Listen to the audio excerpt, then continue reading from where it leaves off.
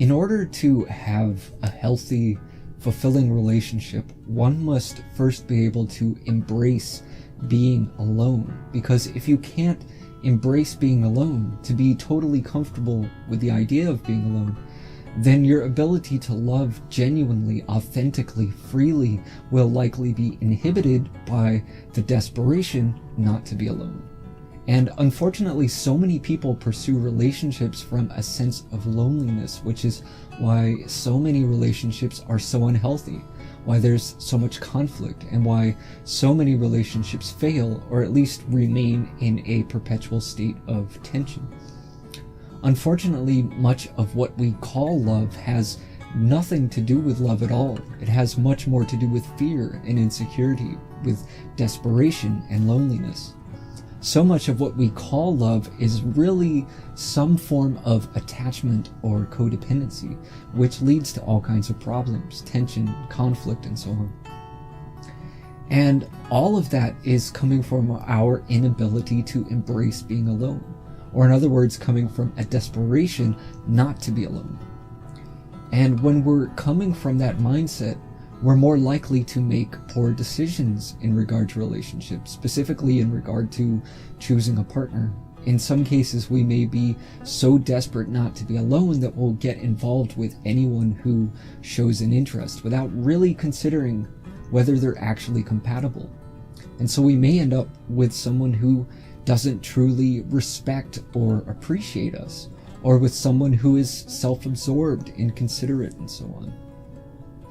But even when we're a little more selective and we get involved with someone who seems to be a good match, our fear and insecurity can still have a negative impact on the relationship. This is because fear obscures love, it inhibits it. But we don't tend to recognize that because culturally we've been conditioned to mistake fear for love. Fear expresses itself in various ways, sometimes as attachment, possessiveness, jealousy, neediness, and so on. Yet we've come to consider these things as expressions of love. But really they have nothing at all to do with love. They're all coming from fear, and they're all expressions of self-interest. In other words, these are feelings which have no consideration for the other, but only for ourselves. And that's not how love operates. In fact, it's quite the opposite. If we're being needy, for example, that's all about trying to get attention and affection and validation from the other. In other words, it's all about you. And the only real interest we have in the other is in regard to what we can get from them. So essentially it's a kind of selfishness. You're not really concerned with the other person, you're only concerned with yourself. And that's not love. Love isn't about trying to get anything, it's about giving and sharing freely. But when we're coming from a place of fear and insecurity, all we're concerned with is ourselves. What are we getting? What is the other doing for us? Or what have we gotten from them that we now stand to lose? And why are we so afraid that we might lose the other? Because we're afraid of being alone. We can't stand the idea of having to be alone. So this is what I'm getting at, because as long as that fear is there, it's going to affect the entire relationship, and not in a positive way, not at all. It's going to cause all kinds of problems. When we're operating from that place of fear, everything we do is influenced by that. And so everything we do in relationship is actually selfishly motivated, even if it doesn't appear to be. So we might be doing all kinds of nice things for the other, serving the other, giving affection, giving gifts, and so on. And all of that seems very selfless on the surface, but actually we're doing it in order to get something in return. And this becomes obvious when we don't get what we want, when we become upset because we're doing all of these things for the other, but we don't get the expected result. As soon as you find yourself complaining that you do something for your partner, but that they don't do enough for you in return, step back and take a look at that. Ask yourself, Are you doing it out of love, which is unconditional, which is free and selfless? Or are you doing it in order to get something from the other, which is not love, but really some form of business? Because anything that you do with the expectation of getting something in return is business. That's what it means to do business. You give something in order to get something. But love is about giving without seeking anything in return. And in so many relationships, everyone is giving or doing something for the other, not out of sincere love, but in order to get something in return.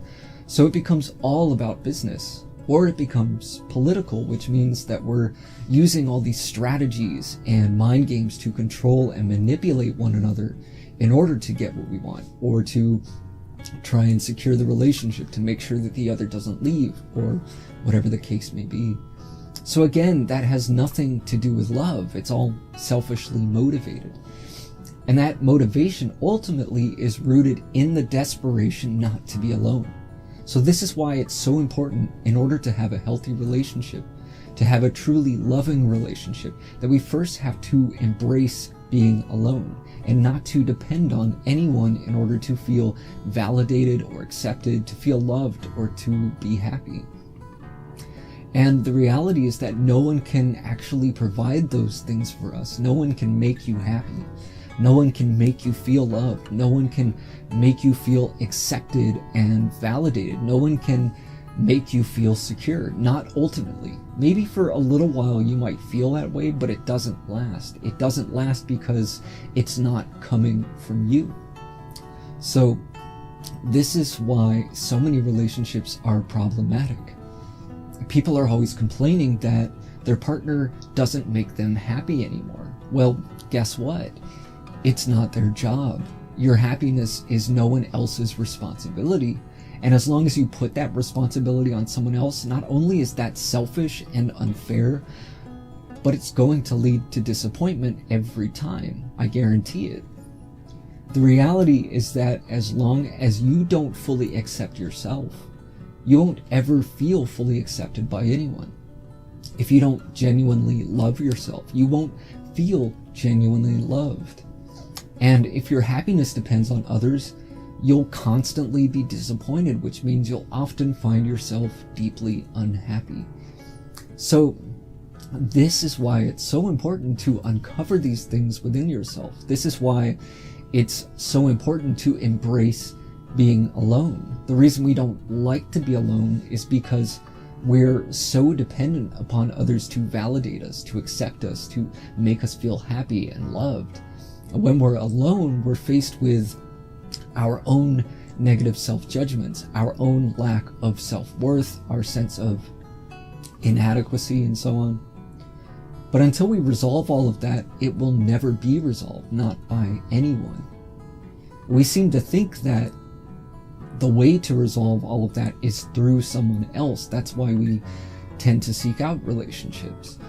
We think that someone else is going to make us happy, make us feel loved, make us feel worthy and valuable. But as long as we're relying on someone else to do that, it never gets resolved, because no one can actually do that for us. Someone might come along and love us, but if we don't love ourselves, that is, if somewhere deep down we feel unworthy of love, then we won't fully accept the love of another. It'll feel nice for a little while, but then we become suspicious of it.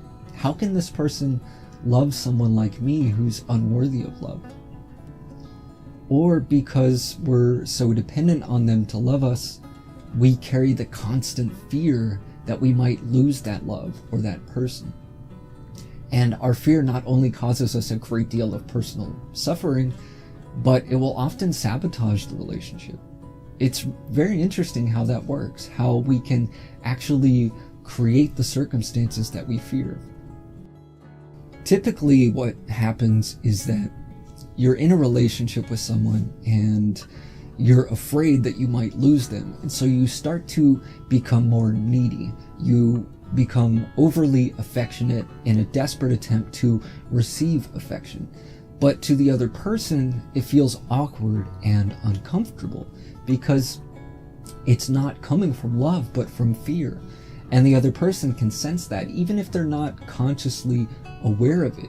Energetically, they can sense your desperation, and it feels awkward, it feels uncomfortable, it feels forced and invasive. So the other person, feeling some vague sense of discomfort, will begin to pull away. And when we feel them pulling away, we become more desperate, more needy, more smothering. And that, of course, drives the other person to seek more space.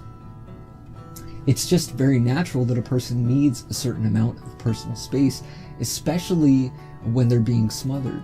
But we interpret it as if they're losing interest in us, or that perhaps they're beginning to fall out of love with us. And so what do? We become even more frightened, more desperate, more clingy, more needy for attention. And that causes the other person to feel more and more uncomfortable and to seek more and more space. So the more insecure we are, the more desperate we behave, and the more we drive the other person away. And at some point, that fear may turn to paranoia and frustration. The other person, feeling smothered and suffocated, will seek out more time and space to be alone. And we begin to wonder why they're spending so much time away from us. Perhaps even avoiding us at times, maybe not answering our calls and so on. And we start to suspect that maybe there's someone else, or maybe they're cheating on us, or maybe they're planning to break up with us. We imagine all kinds of unfortunate scenarios. So we start prying and spying, interrogating, even accusing, just to see if they'll admit to anything. And of course, all of that only causes the other to feel even more uncomfortable around us, which in turn causes them to seek more time and space away from us, where they don't have to deal with our neediness and paranoia. And at some point, we'll have driven them so crazy that they just can't deal with it any longer, and they do actually leave. And what do? We think to ourselves that we were right all along. We had a suspicion that they might leave us one day, and we were right. But what we fail to realize is that we created the very circumstances that led to it. We drove the other person away because of our fear and insecurity. We created the very situation that we were afraid of. So again, this is why it's so important to deal with these things within, independent of anyone else. Whatever fear and insecurity you have, whatever sense of unworthiness, unhappiness, and so on, you have to resolve these things within yourself. That's the only place that you can do it. And once you discover that all of this is available within you already, the capacity to be happy, the capacity to love genuinely and authentically, to accept yourself, to find value in yourself independent of anyone else, once you face and embrace yourself fully, there's no longer any discomfort in being alone, which means there's no fear of being alone. And when there's no fear of being alone, your love is not compromised by that. This means if you're engaged in any kind of relationship with anyone, you can be more authentic, more genuine, more selfless. You can love more freely, which means giving, not trying to get, and no fear of losing anything, because you're not dependent upon anyone else in order to feel loved or to be happy and so on. And once you've discovered all of that within yourself, no one can take that from you. And so there's no fear of losing anything. And if you can be in a relationship with someone without feeling insecure, without being afraid, without being desperate, you're not going to create all the problems that arise from that. And again, most of the problems in relationship are rooted in some kind of fear and insecurity. So without all that, the relationship is going to be much healthier and much more enjoyable. To be in a relationship without being insecure, there's more ease, more relaxation. It's much more enjoyable for everyone. There's no pressure, no tension, no excessive demands or expectations. And in that kind of relationship, things flow very smoothly and naturally. The irony is that the more freedom there is in a relationship, the more likely the other is going to want to stick around. But the more restrictive, confining, possessive that you are, the more likely you're going to push them away. But to come to that place requires a certain amount of introspection, reflection, observation. I'm not saying that you have to be totally alone in order to fully embrace being alone, although it does make it much easier. So if you're single, then certainly take advantage of that. Use that time to go within and really come to know yourself deeply and to resolve whatever resistance you have to being alone. But if you're currently in a relationship and you want to honor that relationship, then simply become aware of how much of your emotions and behavior is motivated by these underlying fears, and really own it. That means don't make it anyone else's responsibility. Your emotions and behavior are your responsibility and no one else's. So own all of that and begin to examine it, see where it's arising from, and work to resolve it. You don't necessarily have to give up being in a relationship to resolve these issues. In fact, relationships can offer us some of the best lessons in life, precisely because they show us the parts of us that need attending to. They show us where we're vulnerable. They expose our wounds. But then it's primarily our responsibility to address those areas.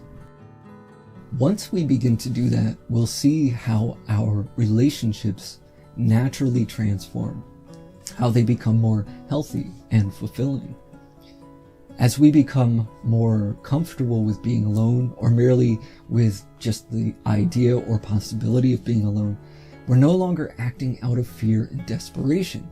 We're no longer compromising who we are, which means that we can be more authentic. And that means that our relationships can be more authentic. We can love more deeply. We can cultivate greater intimacy. We create less drama and conflict, and more easily resolve conflict when it does arise. Your relationships will always be a reflection of your own internal psychology. So if you want to have healthy, fulfilling relationships, you have to become healthy, psychologically speaking. You have to find fulfillment in yourself. You have to discover your own capacity for love and happiness. Then all of that will be reflected naturally in the relationship. Otherwise, if you're full of insecurity and dissatisfaction, self-judgment and unhappiness, a lack of love and worthiness, then every relationship will be a reflection of that. So whatever fear you're carrying,